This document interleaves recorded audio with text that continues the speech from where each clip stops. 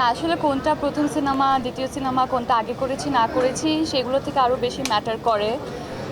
প্রত্যেকটা সিনেমা যেটাই করছি না কেন সেই সিনেমা থেকে নতুন কোনো কিছু পাওয়া যাচ্ছে কি না, আমি আমার কাজটা সঠিকভাবে করতে পারছি কি না, আপনাদের ভালো লাগছে কি না, ইমোশনালি অ্যাটাচ করতে পারছি কি না, আমার টিমের পারফরমেন্সটা কেমন, আমার কো আর্টিস্টদের পারফরমেন্সটা কেমন, গল্পটা নতুন কিছু দিতে পেরেছে কি না। তো আমার কাছে আসলে এই ব্যাপারগুলো খুব ইম্পর্ট্যান্ট। এবং প্রিয় মালতীতে এবং আজকে সাবা তো রিলিজ হয়ে গেল, আমরা এই চেষ্টাতেই ছিলাম যে এমন একটা ইমোশনাল এক্সপিরিয়েন্স দিব যেটার সাথে সবাই কানেক্ট করতে পারবে। কারণ আমাদের সবার বাসায় আসলে বাবা এবং মা আছেন, অনেকের আসলে নেই। তো এই ফিলিংটার মধ্যে দিয়ে সবাই গিয়েছে এবং সাবা যেই জার্নির মধ্যে দিয়ে গিয়েছে, হয়তোবা কেউ যাচ্ছে কিংবা যাবে। সো আমাদের মনে হয়েছিল এই গল্পটা বলা উচিত এবং এটা একটা রিয়েল লাইফ ইনসিডেন্ট থেকে ইন্সপায়ার হয়ে এই গল্পটা তৈরি করা।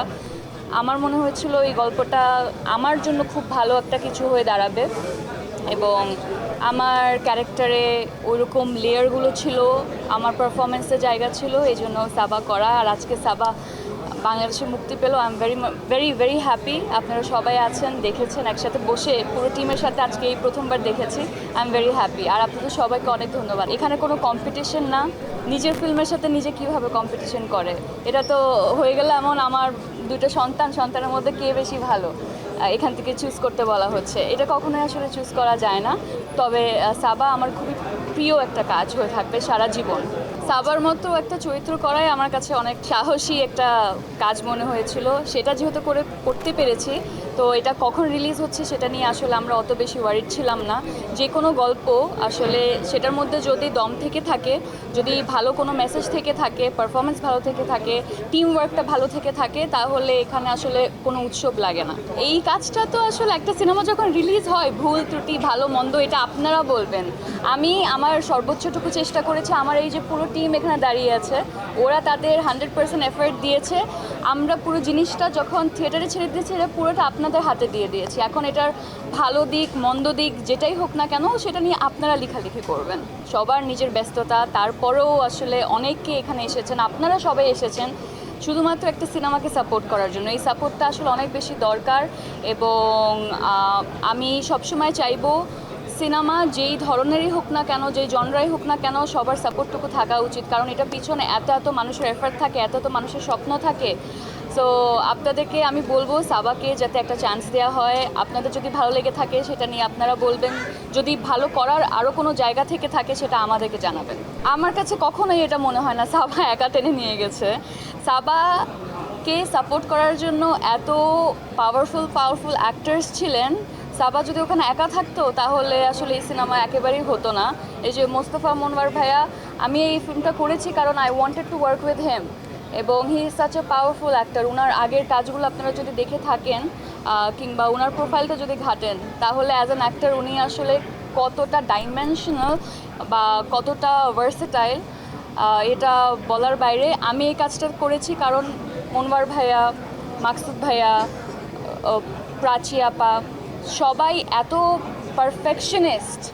আমি যদি আসলে এই কাজে কোনোভাবে কিছু একটা শিখতে পারি, এটা আমার জন্য একটা বাড়তি পাওয়া। দেখেন, আমি আসলে যখন আগের কাজগুলো বলেছেন সেগুলো প্ল্যান করে করি নাই, এটাও ওইভাবে প্ল্যান করে করিনি। আমি সবসময় আসলে এমন চরিত্র করতাম যে চরিত্র কোনো মিনিং আছে এবং আজকে যে আপনি এই পুরান কাজগুলোর নাম বলেছেন, তার মানে ওই কাজগুলো কোনো না কোনোভাবে আপনার উপরে ওই ইম্প্যাক্টটা ফেলেছে। তো আমার কাছে যখন আমি সাবার ক্যারেক্টারটা পড়ছিলাম বা পুরো স্টোরিটা যখন পড়ছিলাম, আমার কাছে মনে হয়েছে আজকে থেকে কয়েক বছর পর হয়তো বা গিয়ে কেউ বলতে পারে মেহজাবিন সাবা চরিত্রটা হয়তো বা ভালো করেছে। তো আমার মধ্যে ওই বিশ্বাসটুকু ছিল, তাই আমি চেষ্টা করেছি।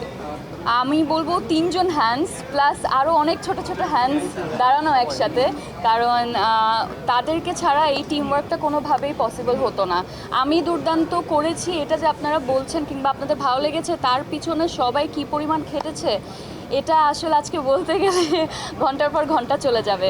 আই থিঙ্ক আমি অনেক বেশি টিম ওয়ার্কে বিলিভ করি এবং টিম ওয়ার্ক ছাড়া কখনোই ভালো কোনো কিছু ডেলিভার করা সম্ভব হয় না। সো সাবার পিছনে এবং যে কোনো কাজ, যে কোনো ফিল্মের পিছনে আসলে সবার একটা স্বপ্ন থাকে, সবার এফার্ট থাকে। তো আমরা আমাদের এফার্টটুকু দিয়েছি, এখন আপনারা বাকিটা জানাবেন। সাবার তো অনেক ভালো একটা ফেস্টিভ্যাল রান ছিল। যখন ওই ফেস্টিভ্যাল রানটা শেষ হয়েছে, বিভিন্ন ফেস্টিভ্যাল থেকে ঘুরে এসেছে, বিভিন্ন ধরনের ক্রিটিক্সরা সেটা নিয়ে কথা বলেছে, তাদের মন্তব্য জানিয়েছে। তারপর যখন এটা শেষ হলো তখন আমরা আসলে সিনেমা হলে, বাংলাদেশের সিনেমা হলে এটা রিলিজ দিয়েছি। তো ফেস্টিভ্যালের জার্নিটা মোটামুটি শেষ, এখন এটা আপনাদের কাছে দিয়ে দিয়েছি।